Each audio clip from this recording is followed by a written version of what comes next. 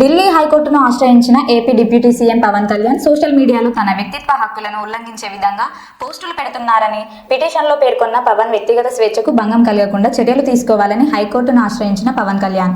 పవన్ తరపున పిటిషన్ వేసిన సీనియర్ న్యాయవాది సాయి దీపక్ వారం రోజుల్లోగా ఉల్లంఘనలకు సంబంధించిన వివరాలు సమర్పించాలని న్యాయవాదిని ఆదేశించిన ఢిల్లీ కోర్టు.